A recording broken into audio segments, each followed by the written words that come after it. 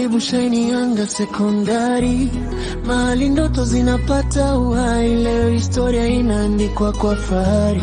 Uzinduzi wa kitabu Maisha Yangu Elimu Kwako, kutoka kwa mwandishi David Peter Ipamba, anayesimama kama shuga wa ndoto hai. Sauti yake ni mwanga wa kizazi, inayotualika kusimama na kujitambua. Alianza kama wewe, ndoto moyoni, akipambana gizani kutafuta mwanga. Sauti ndani ikamwambia simama, akaandika safari ya maisha yake. Hiki si kitabu cha kusoma tu, ni ramani ya kesho yako.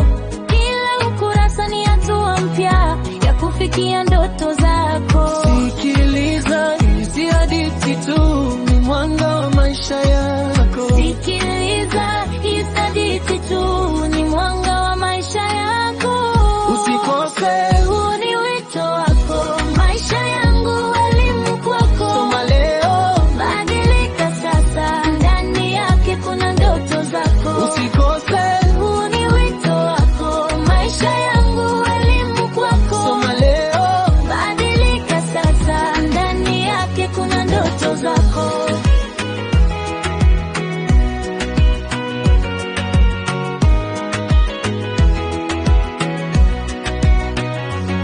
Nidhamu kwanza, bidii mbele, ndiyo njia ya kufika mbali.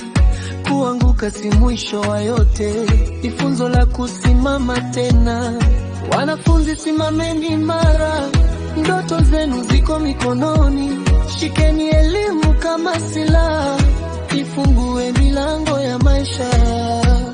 Tushikamane kama kizazi, kujenga kesho iliyo bora.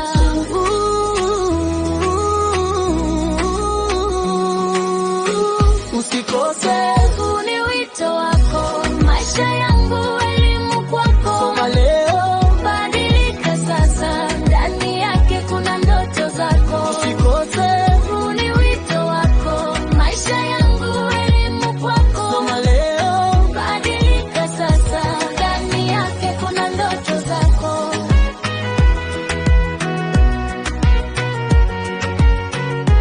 Sisi si watazamaji wa maisha, bali waandishi wa kesho yetu.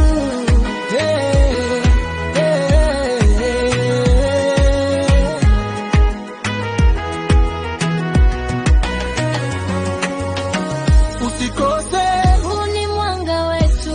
Maisha Yangu Elimu Kwako. Shiny Anga Sekondari, tunasimama, ndoto zetu zinaanza leo.